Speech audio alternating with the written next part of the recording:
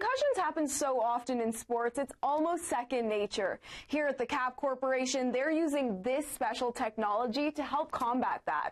While CAP says the first step in concussion prevention is strengthening the neck. Sherwin Gampat works with a wide range of athletes, from children to young professionals, doing this.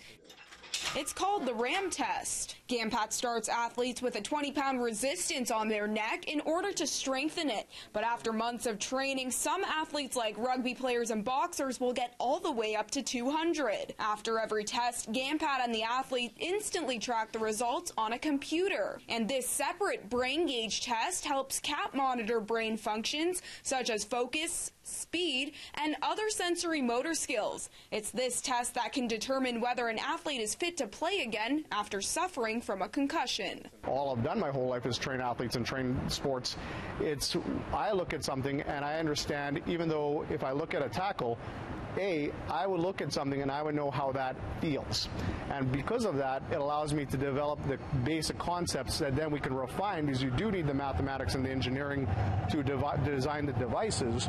But actually, to come up with the concepts, you don't need that. You need an understanding of the game, you need an understanding of the sport, and you need an understanding of how strengthening certain parts of your body will eliminate and rectify those problems. CAP says the majority of the sports world focuses on post-concussion rather than trying to prevent them. Then they have to understand the whole side of how you strengthen the body for different qualities of strength. Like in the kinematics world, in the biomedical devices, that's called stiffness.